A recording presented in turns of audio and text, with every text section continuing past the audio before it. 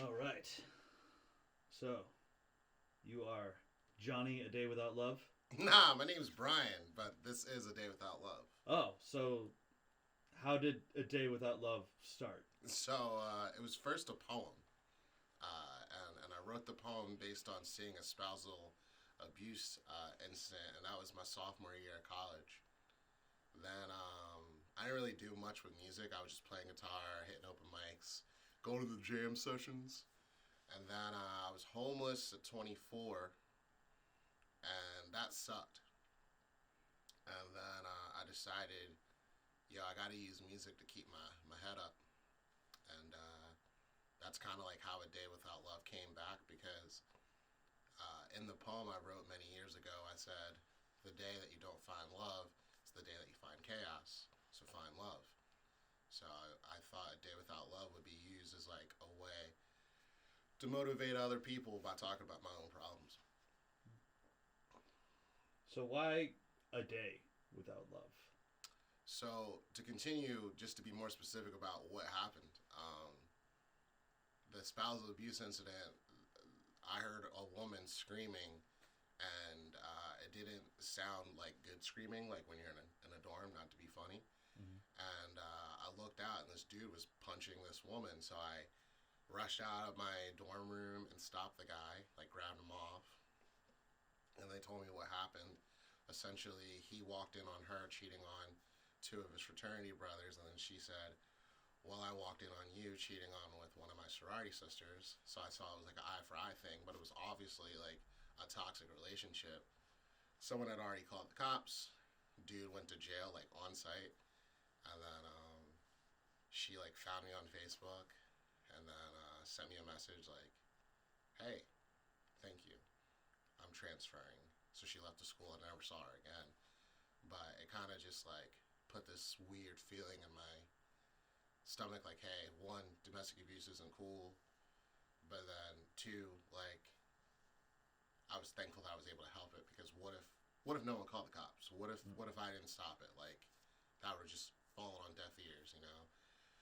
And then like when I actually officially decided to call it a band after like writing a poem, one time I was sleeping on a bench in New York, and I woke up and I saw this dude literally try to pee on me on my legs. And I was like, this isn't it. So like I pushed the dude off, said, F this, can't do this. Then I went, got my guitar that was in my apartment. Because like even though I was homeless, my apartment just wasn't livable. So like I could have stayed in the apartment, but it was like 16 degrees every day. You know, because of Hurricane Sandy, no gas, no heat. Because after Sandy was nor'easter, East Coast problems. And I was just like, I got to get out of this. Like, yeah, I'm in grad school, which is a privilege to be in. Yeah, I have a job, but my living condition is absolute shit. So I said, I'm at my bottom now, but there will be a day that I'll rise again. Not like a, you know, Not like the South will rise again. no, but like me, I will like rise above my own circumstances. But So yeah, no, you are a confederacy unto yourself. no, I'm not a Confederacy. That's what you're saying? Yeah, that's not why I'm wearing like this maroon velvet. Oh, It's okay. just like I want to raise up so I can raise other people up. You want to create a confederacy. no, not at all, not at all, not at all. So like that's kind of like why, because I did that. Like the stories I'm telling you, this happened 11 and 14 years ago. So that's not to say that this project's 14 years old. It's but like, yeah. So you're a procrastinator. Totally, yeah. Mm-hmm. My time management is absolute shit. Yeah. So are you solo, a band, or a cult? Definitely a cult. I persuade people to buy my merch and write their names in blood. In blood? Yeah. With their own blood or your blood? My blood. That's cool. I have a lot of scar marks on the arm, but I don't want to trigger anyone. I'm just kidding. No, it's definitely a solo project at first, but there is a band. It has a rotating cast of members. Currently, we have Justin Arena on drums. We have Liam Kernan on bass and Bryce Dwyer on guitar. And we basically play our own versions of songs that like I've written, and I've probably worked with over 50 to 70 musicians on my whole discography. Mm. And like my vision was to like make this the same lineup, but that's just not life. You know, people switch up on you. Sometimes people get canceled. Fortunately, I've never worked with anyone that was canceled, but like I've seen it happen. You know what I mean? Background checks get failed, which is the same as getting canceled. Do you run background checks on all your band members? Well, I do have an HR background. Not just kidding. No, I don't. But I vet them out, and you have to vet them out. So yeah, yeah. Like, are they chill? Are they weird? Are they the right type of weird? Band member name, controversy into Google. See what happens. Yeah, exactly. Yeah. Social security background check. Yeah, why not? Exactly. Yeah, go for it. Yeah. Do you offer any salvation to people that are part of your cult? Yeah, they gotta do their tithes like church, $1 a day. Mm-hmm. I run up $365 per band member, and this year's a leap year, so it's 366. There you go. Especially on Black History Month. What makes you happy? Honestly, it's season to season, and not because I have seasonal depression. It's because I like to diversify my food tastes. Mm. So in the beginning of 2024, I just like a fat bowl of ramen, some anime replays, and that's Miyazaki. it. Yeah, Miyazaki. Yeah. Right now, I'm rewatching Yu Yu Hakusho. Have you seen the Netflix live action? Yeah, that's what motivated me. I'm pretty impressed by it. Yeah, it's pretty great. Yeah. Yeah. Somehow Netflix cracked the code on They live did. action anime. One Piece, Yu Yu Hakusho. Yep. I heard Rurouni Kenshin's right around the corner. Rurouni Kenshin, they bought a bunch of remakes. It's like 3 films as opposed to series, but if they're going to redo it again, I mean, I'm very interested. But what's interesting about that is some of the cast members of Rurouni Kenshin are also in One Piece. Really? Yeah. Very cool. Would you date a DIY celebrity? Oh, that's tricky territory. Well, define a DIY celebrity. Like, what makes someone a DIY celebrity? They get like 50,000 streams a month. Mm-hmm. They don't work a full-time job, but a part-time job. They're on tour like all the time. They've been in Noisy magazine, even though I don't know if Noisy's even relevant anymore. It's not relevant, but it's still out there. Oh yeah, it is still out there. Yeah, they're really out there. Like, I'm out there. Like, you could Google and find me, but they're out there even more. Mm. So that's what I would think a DIY celebrity is, and they're pretty much doing it organically, right? And I mean, to answer the question, like, would I date them? I tend to not date in the music scene anyways, because it's like dating someone next to your cubicle. Mm. But I fear that if we dated, it would turn to a mentorship, and people would want it to be a controversy, but because I'm like a knowledge slut, and I like to learn and gather things, I'd probably be like, hey, what's up? She's like, aren't you supposed to call me boo? I'm like, nah, what's up? Show me your spreadsheets, because like spreadsheets are important. Mm-hmm. And she's like, no, clap my cheeks. No, spreadsheets. So that's kind of like how I think it would be. Yeah, I would be too much of like trying to learn the special sauce, and I couldn't be romantic. Mm. I know that sounded so dry, but sometimes DIY is dry. Are spreadsheets a big part of other relationships in your life? No, that's the problem. Like only the transactional business ones. So like if I date someone, I could just see me now like, put me on! It's like that's kind of how it would be. Would you date someone who's less famous than you? Probably. And it's not even an ego thing. Like, I know a lot of men and toxic men, like, men are shit. That's what we've learned for, like, the past 8 years, right? And, I mean, we've known that before. But at the same time, you got to think of it like, why play with someone's feelings when you could just get to the bottom line? And, like, I could be okay dating someone that's more successful than me, but if you're doing the same thing I'm doing, I don't want to learn. That's all I'm going to say. Go learn today. So you can't date someone who's more famous than you? Doing something else. Like, I could date a comedian who's more famous than me. Mm. Because I'm not going to, like, have that desire. I'm just going to be like, oh, she's funny. Mm-hmm. Let me just be funny. Would you date a comedian that's less famous than you? Yeah. But I don't know if I could date a musician because, like, outside of the whole learning factor would always be, like, The compression in your mix is too thin. Why'd you use that reverb? Oh, you like chorus pedals? Where are you from? Philly? Like, you know, and it's like Philly rock music is chorus. You know, have you ever heard of Blue Smiley, Alex G? You know, even Hop Along uses chorus. Hop, hop, hop along. So, yeah, that's kind of like, I don't know, it'd be hard. And then if I'm on the tour and, like, she's chilling, she'll want to come, and I'm down to ride or die, like DMX said. I think DMX said that. Yes, he did. But, like, at the same time, the question is, like, what if we're in two different scenes and we're shitting on each other's scenes? Twitter would love that. Yeah. They would be all about it. They'd be like, oh my God, did you hear about Rebecca Rutabaga and A Day Without Love? They're really squashing the potatoes right now. But, like, I don't, you know, so. So Rebecca Rutabaga is on your radar.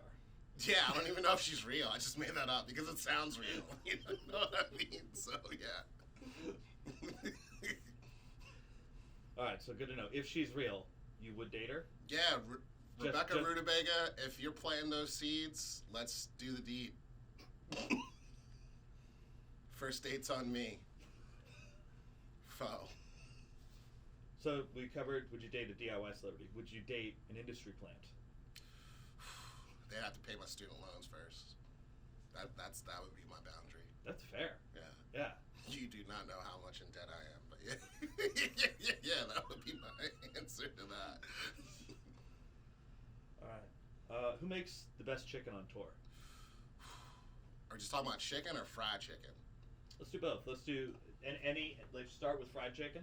Okay, for and sure. then we'll do chicken breast, and then compare the chicken breast versus fried chicken. Okay, sweet. So, if we're just talking about location, I'm going to say it's a real tie between Nashville and Louisville. Because, you know, Louisville, if you're like really from the town, Louisville, they have a lot of hubs of fried chicken spaces, but they have a honey cup. So you dip the chicken in the honey, and boom, you just got your chicken, right? You can't get that at KFC, but you can get it in Louisville, right? Whereas like Nashville style is like there's levels of spice, and you put the pickle on it. So you can get like ghost pepper flaked fried chicken with a slice of bread and pickles on top. Some people dip it in ranch, but I don't do white sauce. Shout out my EP, #no ranch bro. But you can have a different side, and the sides are different. Like Louisville tends to have bigger sides than Nashville sides. Nashville tends to have more Instagram looking food, and by that I mean fancy looking. Whereas Kentucky's just all like, baby, just slap it in your stomach. Now, different contender, but still in the South. South of Richmond, any gas station that says we sell fried chicken, you're set. Because there's somebody's grandma in the back of that gas station. Let's just call her Luann. She'll hook you. She's got a secret recipe. Yeah, she'll hook you up. So when you're on the road to Georgia, just like the song, make sure you stop in Virginia and get yourself some fried chicken. So no love for lemon pepper wings out in Atlanta? You know, we're going to get to Atlanta. Okay. There's this kitchen in Atlanta. Can't think of the name of it right now. Miss Mary's, I think it's called. Miss Mary Mac. I don't think that's the name. I'm thinking of Miss Mary Mac all dressed in black with the silver buttons all down her back. But anyways, there's this kitchen. It's a tea room. I swear the commenters are going to be like, what the fuck? That's what he's talking about. It's old as shit, and you go there, and the first thing you get is like 7 biscuits, right? Like from the jump. You're just like, I'm here, 7 biscuits. They're really supposed to be for a squad of people, but because sometimes I tour solo, one can only have so much bread, right? And you can order things a la carte or like in deals. So they have fried chicken, they got the lemon pepper wings, they got the mashed potatoes, the collard greens or college greens depending on where you're from, the sweet potatoes, they have it all. And that place slaps. And Atlanta chicken in general is like a hub. Like, they don't call it the Black Mecca of America for no reason. And it's really good. Now, your answer on chicken breast.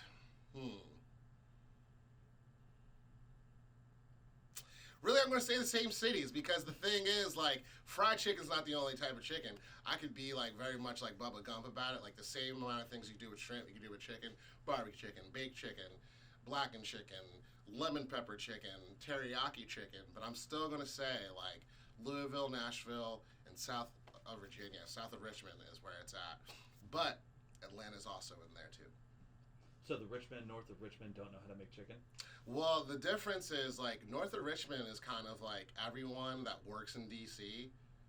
but couldn't afford it, and they're probably eating kale. They're like, you know, I work for the oxygen company, and we're so busy, all we eat is kale. Shout out to vegetables. You gotta eat vegetables. And shout out to vegans and vegetarians. I respect that. But I am not a vegetarian. I'm thick, you know? And even when I was vegetarian, I was getting sick. And don't say it's because of whatever. I was vegetarian for 11 months, right? And the thing is, like, the mentality of North Virginia is just like kale and nitro cold brew. Like, that's just the vibe. So there's no antagonism going on here. It's just not for you. Nah, there's nothing for me. I mean, like, I would love to play there. I've played there before. Like, shout out to the multiple venues and places like Roanoke, Richmond, et cetera, that have hooked me up there. But the vibe just... It's like the last of the corporate mid-Atlantic. Because, like, north of Richmond is kind of like D.C., Baltimore, you know, stuff like that. You ever sell drugs? Nah, that's racist. I have cousins that sell drugs, but I don't sell drugs. I learned my lessons from their failures. I've sold merch, though, and you can buy that merch on daywithoutlove.com. Marketing. Any interest in selling drugs? Nah, I mean, I honestly think the whole pharmacy industry, whether it be like Rite Aid, CVS, Walgreens, those are like the trifecta. They're doing well on their own, and I have no business being there. And I couldn't be a street pharmacist. I mean, if you made it this far, you probably have acknowledged I'm too weird and too honest. I couldn't like see myself selling drugs while playing music. And, like, imagine just, like, playing to a room of people, like, with vibes like Tumblr's still cool in 2024 to, like, I still miss MySpace to HTML rules, dude. And then on the other end, I'm in a room with a bunch of people named, like, Skrilla, Billa, G-Fax, and Little Glock. And they're asking me to move the weight, and I'm just trying to lose weight at Planet Fitness. I can't do it. I can't do it. Like, I gotta diversify my way and keep it legal. Because I'm too legit to quit. So it's the vibes about drugs that turn you off. Yeah, it's too violent. Like, we got the legal drugs, which then still turn illegal because people be popping perks. Like I've learned from rap songs and gone to the streets of America. And we all know how that works. But then it's also just like a lot of regression because everyone's depressed. And I don't want to regress that way. It's too stressful. You ever been shot on tour? You know, believe it or not, I have. I was in College Park, Maryland. These were in my Megabus touring days. And I was taking photos at this lake, and I thought it was like a public lake. And I hear a gunshot, and I hear this guy like, "What you doing with that guitar and camera, boy? You're on my property. Don't you turn around or this shotgun's gonna come down to your back." He's like, "Now turn around and leave my property." Now, what was weird about it is I was at a public park. Like, there was a sign there. But you know how sometimes public parks have, like, these random houses and people live there and they pay a lot of... I didn't know that, like, he had a private property. Or maybe it was just racist. I think he was racist, right? Because he also used some other colorful language that I won't use. And it wasn't blue or red or orange or yellow. Use your imagination. So I turned around and I walked very fastly. And he shot the gun again. And I thought this was the end. And then I went to the gig and said, "Hey, nothing happened." So, yeah, I haven't shot out on tour. Do you generally do what racists with guns ask you to do? I probably will, within reason. Or I might just have to die a martyr, but I don't really want to die. So yeah. DIY or die, am I right? So yeah. So that is you. That is that where the song comes from? DIY or die. No, it doesn't. DIY or die is more about sticking to your values and ethics, not under the gun, but under fun. Because sometimes people will sacrifice their values for exposure and lose their composure. I'm a poet. I didn't even know it. Do you think that guy was practicing any DIY ethics? Not at all. Unless there's like an alt-right DIY community we don't know about, which I believe, just as a side note, because I mean, those hardcore metal bands that really attract all those KKK like activists, activists that is, they're coming from some type of ethos that doesn't really support the masses. So I always believe for every positive, there's a negative. And there's DIY, and then there's hateful DIY. And I want no parts of it. Do you think there's any way to bridge the hateful DIY into the positive DIY? Now, I know you want me to say love, but I'm going to say understanding.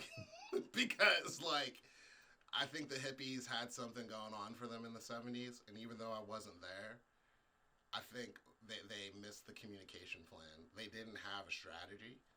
And today we're using too many hashtags and echo chambers. And I feel like they just need, like, mama's training and mama's love and understanding to not practice hate. Like we don't have to hate each other. Mm-hmm. That's my answer to that.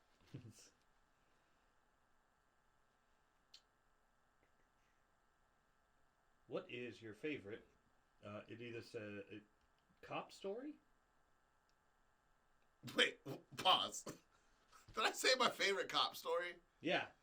Oh, I meant to say, what's your favorite story of, like, when you got pulled over by a cop? Oh, okay. What's your favorite story of... Have you ever been pulled over by a cop? Let's do that again. Yeah. Have you ever been pulled over by the police? Yeah, multiple times. But my favorite, like, time was in Wisconsin. And I was driving exactly 1 mile over the speed limit. Mm.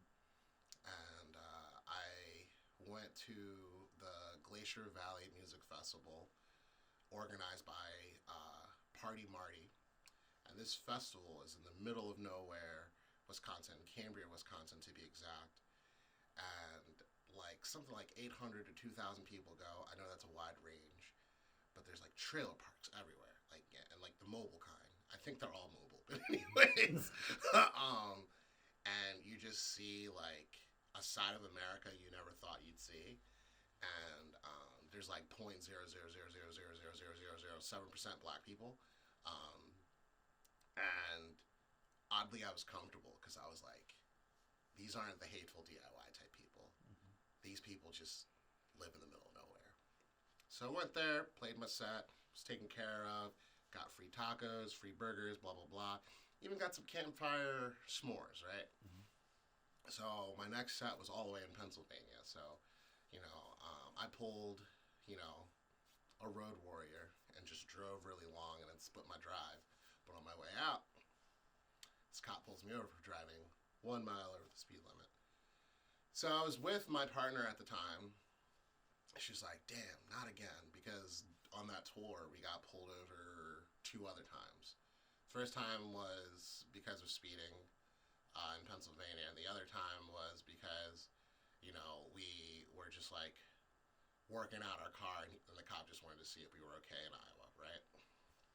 So in Wisconsin, he's checking for my ID. He's asking to inspect my car, and I said, like, you will find no drugs because remember, I am not a drug dealer. But you will find music and t-shirts. And he goes, music and t-shirts? Why would I find music and t-shirts? I was like, because I sell music and I sell t-shirts. Because I'm a music and t-shirt dealer. I deal in the arts of t-shirts and music, right? And he goes, why are you, I'm originally from Pennsylvania, in Wisconsin if you're from Pennsylvania? Because I was like, I'm a touring artist. He's like, what's a touring artist? Before you know it, I'm explaining this to this guy, the art of DIY and touring, and he was mind blown. He's like, why would there be a music festival in Wisconsin? What does Wisconsin have to offer? I'm just like, Wisconsin's got a lot to offer, and it's not just cheese curds. You know, you got Milwaukee's, and as like a former drinker, you know, Milwaukee's best. If you've ever drank ever, you got to know the best. Milwaukee's best. And then you got Madison, Wisconsin. I don't know why people think it's cool, but it's Madison, Wisconsin. You know, and then you got Glacier Valley Music Fest, right? So I'm explaining this to him, and I show him the flyer, and he asks to see my ID, and then he asked to see my partner's ID, and she was Puerto Rican, right? Well, she still is alive, so that's Puerto Rican. And then he goes, says her last name, and they start speaking in Spanish, and he goes, I don't really like black people, but because you're with one of my own, I'll let you go. And I was like, wow, I just wasted 25 minutes of my time explaining what music is and how musicians operate that aren't famous. And because I date someone who's also of his ethnicity, I can go. Moral of the story, racism is alive, ACAB. So you do not back the blue? No. No. I wear blue sometimes, but not... Mm-hmm. Yeah. That does not mean I'm a blood, by the way. Okay.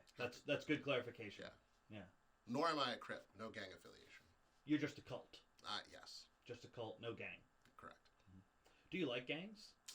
You know, I think the idea of gangs had a purpose, but they gotta stop. Because they're influencing, like, little kids to say things that they don't really understand. Like, there's this rapper, I think his name's, like, Mr. T. Dot or something like that. And the kid's, like, 4 or 5 years old, and he's rapping about gang-related activity. And it's poison at this point, you know? And I think in all communities, we need to embrace the hang and stop the gangs. Embrace the hang, stop the hang. Embrace the gang, stop.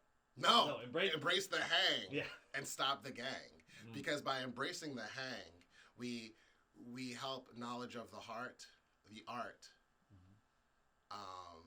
the nation for relation, and the groups that feel oppressed.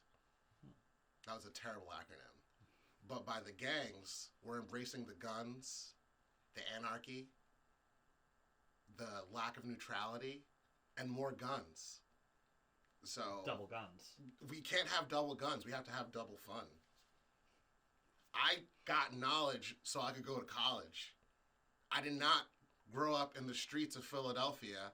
Mount Airy, albeit very leftist, liberal, progressive neighborhood, always has been. But it doesn't take away from the fact that I was named after a drug dealer. And he wasn't even my dad. Was he a good drug dealer? No, he took my mother on a prom, and everyone called him Roz, but his name is Brian. And yeah, I mean, I don't know if he's even alive. But the point is, I'm not the rose that grew from a concrete like Kendrick Lamar, but I am a flower that has power, and I want people to remember it's about the hang, not the gangs. It's all about the hangs. Free Palestine.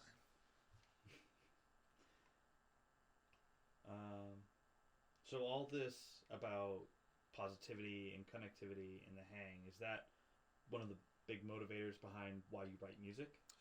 Oh, totally. I mean, I first started writing rhymes in my rhyme book, a.k.a. my journal, a.k.a. feelings I could never tell to girls at the age of 11, because I was scared.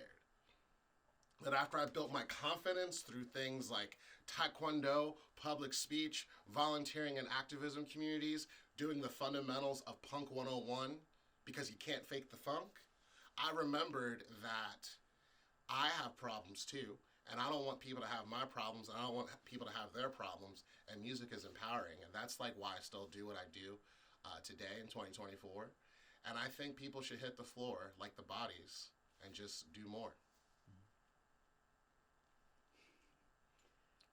What are some of the more productive genres of music, or like the more connecting genres? You know, I said you can't fake the funk, but you also can't fake the folk punk. And I think today, folk punk on the small and large scale is making moves and grooves. You know, you don't hear a lot of bass in folk punk, but you hear it in mine.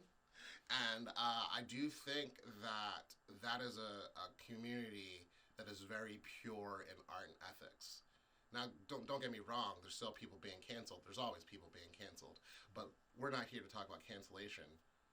We're talking about embracing this fucked up nation. And by embracing that fucked up nation, we're bringing people up. So what's the album about? Wow, now we're talking about music. I wrote a record called A Stranger That You Met Before. And the title itself is a bit of a pun because a lot of times in music, we say, like, hey, you want to play a show? Make a friend. Oh, you want to start a band? Make a friend. Oh, how do you make friends? You go to a show. But what if you have anxiety? I digress. So I thought of the term a stranger that you met before because for so long I've had anxiety, and I still do have anxiety, but it looks different now. Like sometimes I have like adjustment issues relative to like ending friendships or ending jobs and things like that, which I think we all do. But the term a stranger that you met before is kind of like the term friend. Like when we met, I was coming from the end of one relationship to the beginning of a new friendship, right? And my whole thing is like every friend, every partner, every job, well, not family member, that works differently. Every relationship you have really works because those people were strangers who then became friends. And I kind of wrote that record as like a guidebook into a musician's or a person's world of exploring what it means to connect with people and also live your day-to-day working to find your dream. And I wanted every song to be a commentary on every part of like what it means to find your dream and find friends in it. Like House. It's a cynical song, but it's really about the struggle of trying to find a house to play a house show when you're in a new town or a new community. You don't even know where to start. When the internet has its own little layers of trying to find those DIY communities. DIY or die, as I said before, it's about keeping your ethics and values. Make it count. It's about don't ever do less than your best, because by doing less than your best, you sacrifice the gift. You know, show friends. Make friends at shows and everywhere you go, because that is how you find your tribe instead of imbibe. And that's why every musician is a cult leader. I'm going to keep going track by track. I've already forgot the order of my music, of my tracks. How did we? It's about how during the pandemic, we still kept going despite the fact we couldn't see each other. Zoom concerts, Twitch, all of it went way up, you know. Rise. It's a protest song to the things that oppress us and keep us down, and it's my way of saying rise above no matter what, because there's other people that are facing a struggle and you are not alone. Good friends are hard to find. I don't have to explain it. I've been doing that for years. The good people that stick around, they're very hard to find, and stay loyal. Caffeine. Caffeine is a drug that connects us all. My first shows ever were in coffee shops, so I had to like think to myself, how do I pay homage to the very few type of people that gave me an opportunity? And I don't want this to end. I mean, I know that I'm getting older, but I could still make friends and play gigs. Storyteller. Tell your story no matter what struggle you're going through. And then I had a few skits, Nacho versus Taco, which is about eating your food. And I feel like a lot of musicians, regardless of their dietary restrictions, are eating tacos and nachos to get through the day. What would you do? What would you do is basically explaining, are you a community-driven person or an industry person? And let us not forget Day by Day and High and Low, which are kind of standout tracks because they're genre different. So High and Low is about the time that I went to a show to play with Apes of the State, and the train blew up. So I rented a car and drove there to get to the gig, and how all the tours that I've been on, there have been like extreme highs and extreme lows, and while I've never been diagnosed as bipolar, I was misdiagnosed as bipolar once, I do acknowledge that the sober side of my life and the pre-sober side of my life, music was still consistent, and sometimes time does feel slow, but I have to acknowledge that like I have something to live for, and that also applies to other people. Like regardless of your journey, one day you're playing bass for a folk band, the next day you're drumming for a post metal band, and the next thing you know you're in any rock band and you've arrived. Those are the highs and lows of music. And then day to day, which also speaks to a similar sentiment, like don't give up on who you're trying to be. Just do a little something day to day. So like after doing that track by track out of order, that's kind of like what the record's trying to share as a sentiment. What are some of the influences for the record? Because the first time that I listened to it, and we listened to it together upstairs on the record player, the first thing that I noticed was how different every song sounds, or how different every song sounds from the other songs on the record. Like everything, it feels kind of like a collection of singles. Yeah. So that was done intentionally for a couple of reasons. The single reason is because like TikTok won't shut up about whether musicians should do singles or albums, and I personally say do what you want. If you want to drop 50 singles a year, drop 50 singles a year. Call yourself Little B Junior. But if you want to write 4 or 5 albums a year and release 4 or 5 albums a year, call yourself Soulja Boy. You know, like it does not matter. It's more about how are you connecting with people. So that was that sentiment. The other reason was because this record was originally supposed to be a score to a documentary I made, and the documentary was called Safe X Sound, and it was a documentary I made with a fellow videographer, and it was a tour documentary on what makes DIY and how do we connect with people, right? Unfortunately, those songs didn't get put on the documentary, mostly because the director's vision, the person I collaborated, was just to have instrumentals. So I was like, I'm still going to push the record anyways, right? And then thirdly, it was to be an homage to the different scenes that I've been a part of as a solo artist, because like I've played with Burials in a VFW before they blew up, you know, and that's a very heavy band, way heavier than me. But I've also played with Koji and Into It Over It. But I've also played with like the backup guitarist of Dance Gavin Dance. And I drop these big names not for the algorithm, but to show the range of people I've played with, you know, to say that like most gigging musicians aren't just in one scene. People might label me as like indie songwriter, blah blah blah blah blah blah blah, but like this album was about how we might be in different scenes and different teams, but really we're all just trying to live our dream, and things aren't really what they seem, because life is just a dream, and when living that dream, you've got to get the cream. Cash rules everything around me. And when you're doing that, it's not me against the world. It's about the world being with me. What the fuck did I just say? But anyways, all I'm just trying to say is like, I wanted to make people realize that there's a world bigger than us. So the rhyming scheme when you talk, is that informed as by musicianship or your appreciation for Dr. Seuss? More about Dr. Seuss, you know, because I still haven't been to the museum despite living in Western Mass for a short stint, but really because Green Eggs and Ham got me started on my desire to rhyme. It wasn't ODB. That would have been really intense if that was like your intro to rhyme schemes. ODB? Yeah.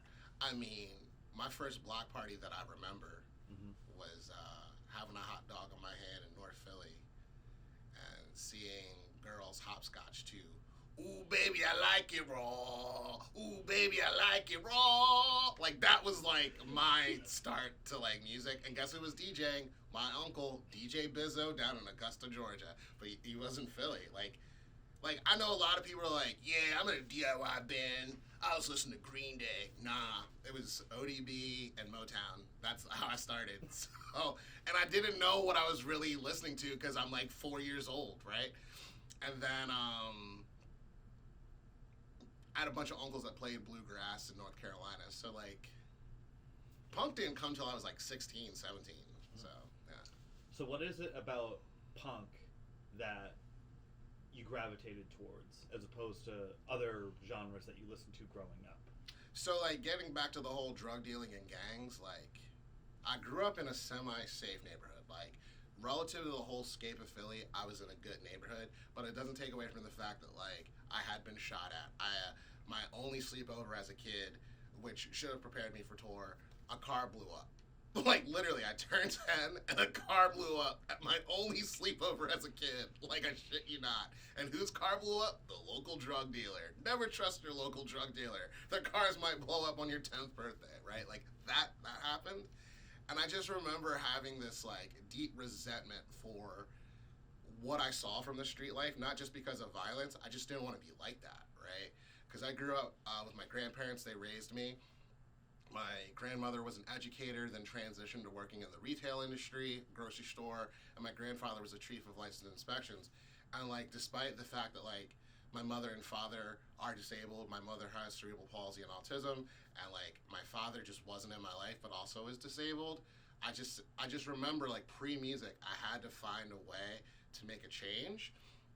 So then flash forward to my teenage years, when I started drinking and smoking, mostly drinking, I met other punks and other musicians because I moved to the suburbs, and I went on this cruise where I met this guy named Nick Hertzberg and Nick Dungo. Nick Dungo ended up joining this band called For the Foxes, and I remember they were both in hardcore bands together at the time from South Jersey, and, like, my first time drinking, like that week, changed my life because they introduced me to Green Day, AFI, like, just all these bands, right? And I was thinking to myself, yeah, I gotta listen to the rock station and just, like, make some punk friends. But, like, I didn't actually act on it until I was 19, where I met this dude who was in a post-hardcore band.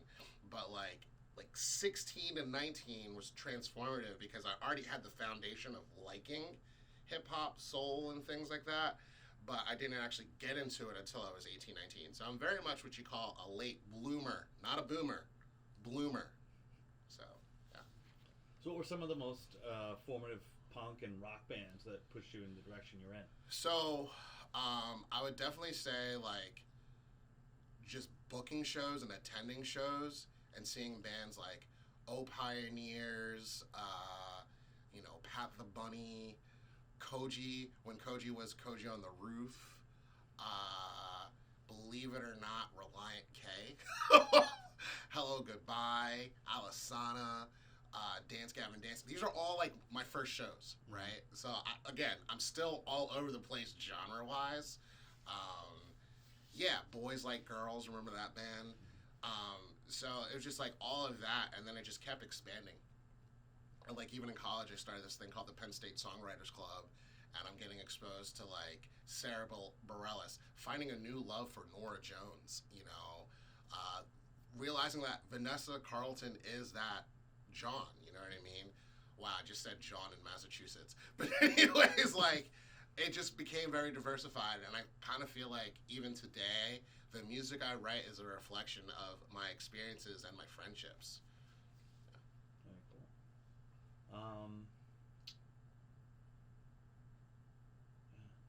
Yeah, the new Norah Jones. I don't know if you've heard any of the new Norah Jones stuff, but it's pretty awesome. She just put out a new song. I believe it. Yeah, with, like, she put out a song with Logic recently. Really? And Questlove.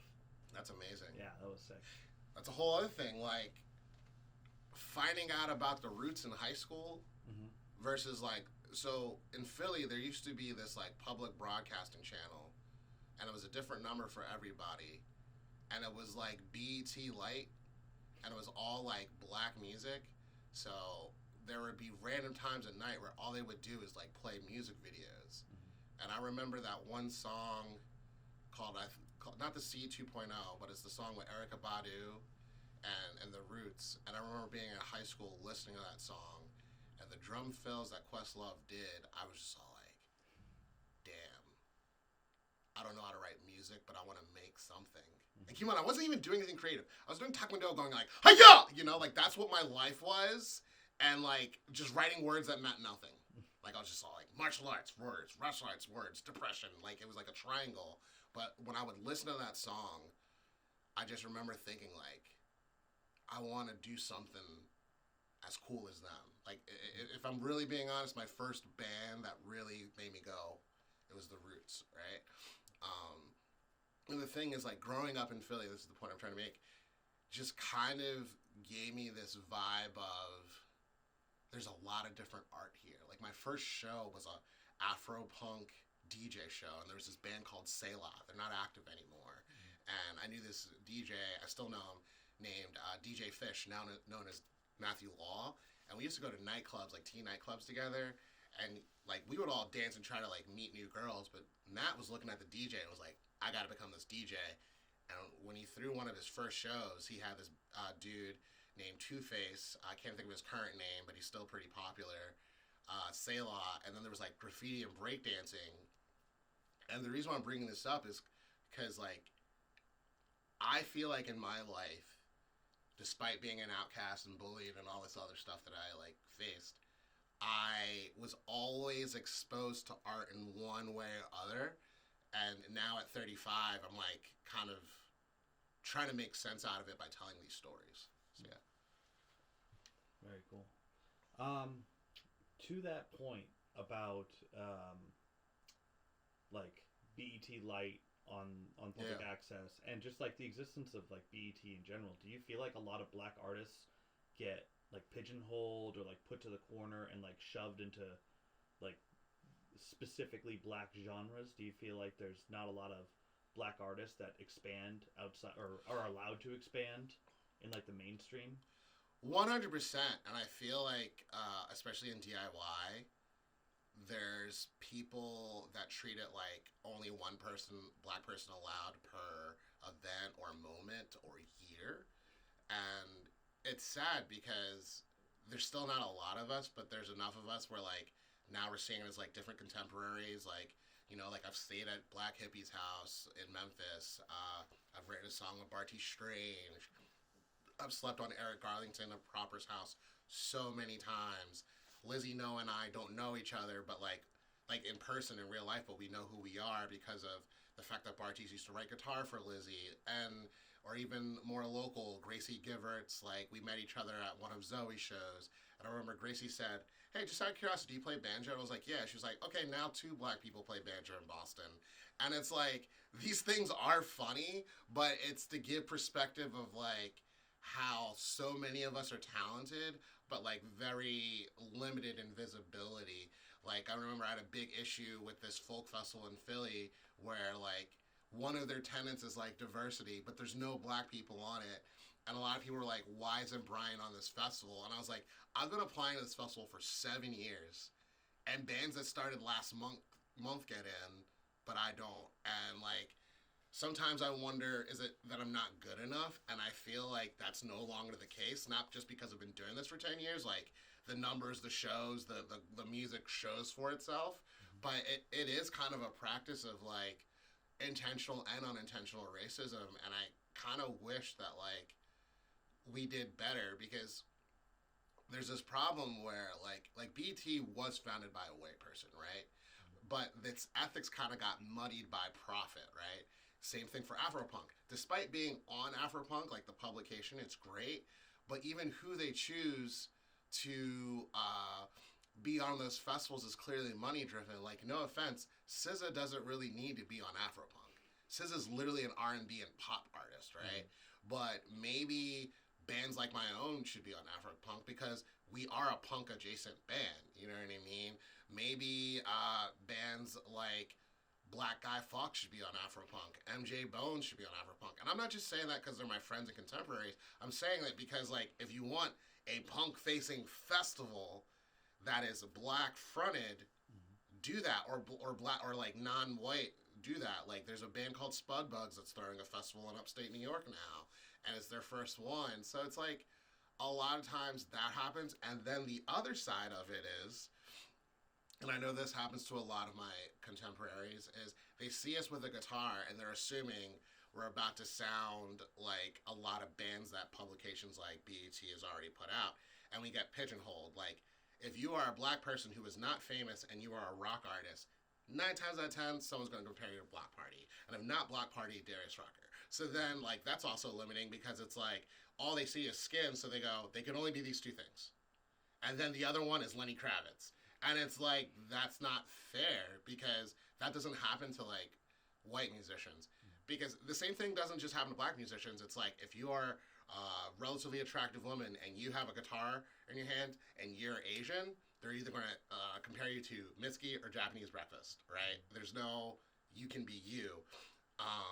So I just kind of sometimes think we can't use a minority who is famous to compare to a minority that's not famous and then make that the limiting guiding principle. Because like BET is transformed to a publication where it's like only the cool black people are allowed, not black people in general. It's like it should be called FBET, Famous Black Entertainment Television, not just Black Entertainment Television, and so forth and so forth. And I know Tyler the Creator has like made a lot of points about this. It's like, why did I get the Urban Award and not just an award?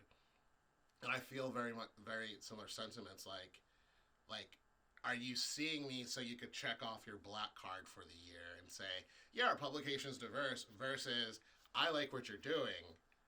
And like, I love how you ask my question, because you're asking me about my black experience. You're not saying like, well, I woke up today and I know Black History Month's coming. Might as well get my tokenism in. Like that's kind of sometimes how it feels, and it's terrible. So yeah.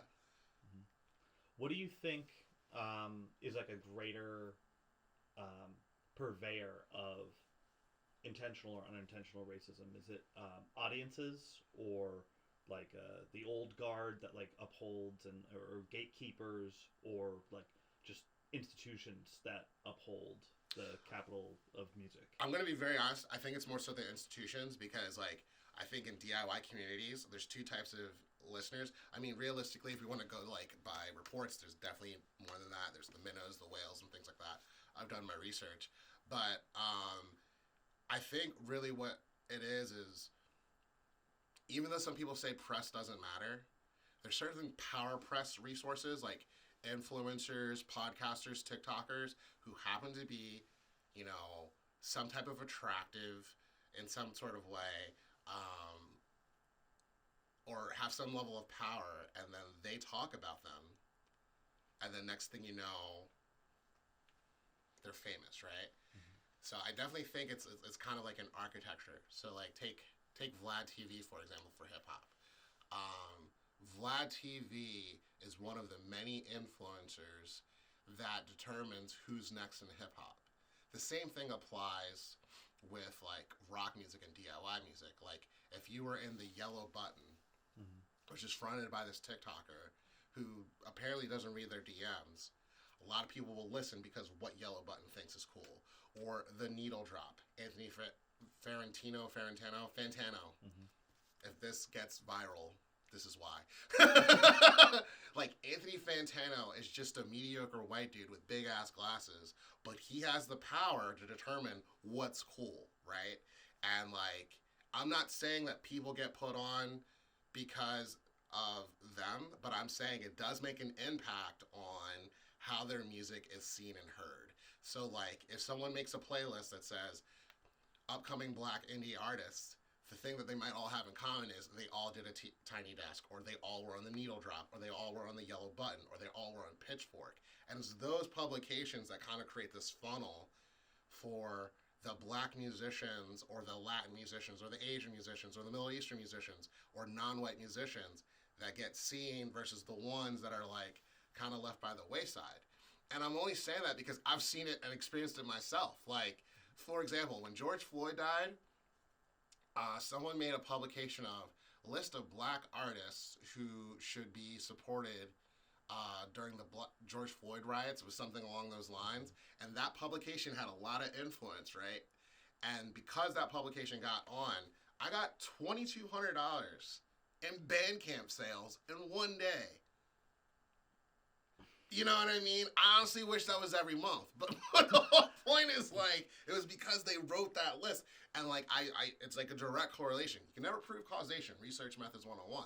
But I noticed there's, like, a really strong correlation between what white people in power say, like, oh, my vote is that one, you know? It's almost like reverse slavery, except, like, you're not really getting, like, picked for cotton picking. You're getting picked for streams and gigging opportunities. And, like, you know, sometimes the bigger you get, it's almost like, all right, now let's put them on with this brand or this tour, and then, like, they'll get interviewed like to prove that like, hey, the industry's not racist, but the way it's functioning, it kind of is, and it's sexist too. So yeah.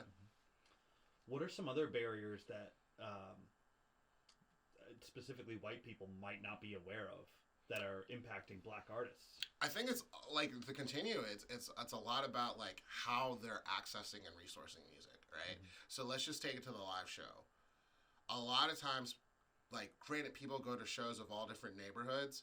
I guarantee you, just taking it to Boston, if there was a venue in the Roxbury and they only booked like Black artists of all genres, and let's just say some of the best bands ever, there's going to be a certain demographic of white people that say, there's nothing going on tonight. And let's just say the only show was in Roxbury, they're not going to go. I say all white people, but there's a certain kind. But that type of white person also has a lot of purchasing power to buy records to keep that venue alive. And I think those types of things that occur, let's take it out of the venue. Let's just say that like Band A, Black, dropping dope music, dropping dope merch, but they haven't gotten a needle drop review or, you know, a Yellow Button review, Pitchfork review, whatever. They're doing it, and they have a limited scope of what's being viewed. Because they haven't been white approved by these, like, influencers, they won't buy their merch. They won't click play on Spotify. They won't click follow. But until they do, then they're worth listening. Hip-hop talks about this a lot, where it's like, you know, your community won't support you, but strangers will support you, or they won't support you until you're big. And I think people do that, but white people, certain types of white people do that especially, because they even do it in the restaurant industry. Like, has it been Guy Fieri approved? Does it have a Michelin star? What's its 5-star rating on, you know, whatever. And it's like, you could say it's marketing and propaganda, but how long is it marketing propaganda and it's just racism? You're waiting for, like, the approval of others before you come and think about, like, your own values and set of values. And, like, unfortunately, sometimes you do have to get wrapped in plastic before your art is seen. Yeah. Do you have any tips for other Black artists that are trying to, like, make a name, get themselves noticed, and, like, get themselves out there more? Like, what were some of the things you did to get yourself in front of people? I think a lot of times is, like, speak softly and carry a big stick. We've heard that one before. Speak loudly. Be proud of who you are, and just know that you have a story to tell. That's why I ended the album with the term, with the song "Storyteller," because, like, it's like everyone's trying to find their home, like in work, in life, in relationships, and family. But to be chosen, you have to choose yourself first. And I think that's kind of like where we are, especially in this epidemic of loneliness. But especially for Black musicians, like, build your tribe every single day. Whether it just be through a message, whether it be just through listening to someone else. Be a servant of gratitude to just be able to be a musician, but also be a student of other people that are doing the same thing you're doing. And don't treat it as a competition, but treat it as a collaboration. And I think growth is inevitable by doing that. Awesome. Is there anyone that you're excited to collaborate with in this year or in the near future? I'm doing so many music festivals, but just like relative to this topic, I'm really excited to do, I think, the second or third iteration of Fox and Friends in Maryland, and that's a Black Guy Fox music festival. And then sooner than that, there's a music festival in upstate New York. It's the first one. Apes in the State is playing. I'm playing. I believe it's called Temple of the Dog Festival, and it's in Cortland, New York, which is like an hour from Syracuse. So I'm pretty excited to do that. And then I'm also excited to, like, cut new songs, because, like, I have this album. It's not 15 songs, but it's more like 9 to 12 songs, and it's about dealing with relational anxiety and overcoming it. And I've got 9 out of potentially 12 songs written, and I'm excited to, like, start working on that. And it probably won't come out till, like, 2026, but still, yeah, I'm excited. And just, like, to sell these records, because the records are going out this week, like, via mail, and then I'm going to get a bunch and then play on them. Nice. Yeah. Has there been any unexpected challenges on this album cycle that you haven't had on other album cycles or other projects you've worked on? Yeah, the release of the record, like the physical release, you know, there's been a lot of setbacks, but, you know, as my Christian background says, it's all on God's time. So, yeah. Any other artists you want to give a shout out to? Oh yeah, shout out to Justin Arena. Shout out to Second Hands. Shout out to Solvent C. Shout out to Molly O'Malley. No, yeah, Molly O'Malley, Molly O'Leary, and Molly Compton. The three Mollies that don't know each other, but I know them. Shout out to Boston, Philly, New York. The trifecta of the East Coast. Sorry, New Jersey. Is there anywhere you haven't played yet that you want to play? Yo, everywhere that I haven't played is like bumfuck minus Las Vegas. Like, I've been to Las Vegas, but I've never played Las Vegas. But, like, you know, I want to play in Little Rock, Arkansas. I want to see how racist they are, to be honest with you. You know, I want to find out where Bill Clinton lives and be like, damn, he really did that. I want to play in North Dakota and South Dakota. I've driven through Wyoming, but I haven't played there. I want to play in Billings, Montana, and not pay any bills. I almost played Seattle, but none of the locals were doing what they were supposed to do. And then Alaska and Hawaii. I feel like I'm going to enjoy more of Alaska. Like, there's nothing I want to do but be in an igloo and eat some Alaskan crabs, because being in an igloo would be, like, dope. Do you want to play in an igloo? Yeah. They have igloo hotels. You know that, right? Oh, yeah. Yeah, or, like, go to Hawaii and be like, where are the pineapples? Like, I would just love to do that. I know everyone's going to look at me like, what the fuck? But, like, still, I just want to say that on the mic check, like, pineapples, mango, poke.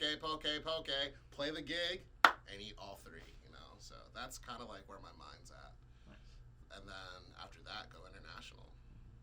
Have you ever toured international? Not yet, but my passport will be checked. Nice. Yeah. I can't think of anything else right now. Anything else you want to say or plug or promote? Playing at O'Brien's January 28th, and I'm playing in Philly on February 24th. After that, we're going to wait till it gets warm and we're going to gig some more. Because gigging in the cold gets old. Real homies never fold. Thank you. Actually, I did just think of another question. Oh, let's keep it going. What motivated the move from Philly to Boston? So that was totally unintentional, because originally it was going to be Philly to Chicago. Then I lost my job in Chicago. And I dated a woman in Philly who was originally from Western Mass. And that woman was abusive. She was toxic, you know. And she kicked me out of the house. And I had a music video shoot in Cambridge. And that's where I met Joelle and reunited with Justin, because Justin and I met at a music fest. And I said, yo, I don't have a home. And I got money for a home, I just don't have one, you know? So they let me stay on their couch, and then I think I met you like 2 days later. Then I linked up with Chris OG, and Chris is someone that I knew digitally, but not in person, just because Fold Punk. Then we had some tacos in Weymouth, and we moved to Quincy, and I learned about the Braintree, the Quincy, the South Shore. I found out I was shore for the South Shore. And that's all we wrote. Now I'm here. Started homeless, and now I'm here. But I still don't drink beer. Sometimes I'm sad, but I cure it with cheer. Never fear, my dear. Perfect. Thank you. All right, there we go. I think that's all she wrote. Sick. All right. What time is it? Oh, perfect. Yeah. This is right around the time I told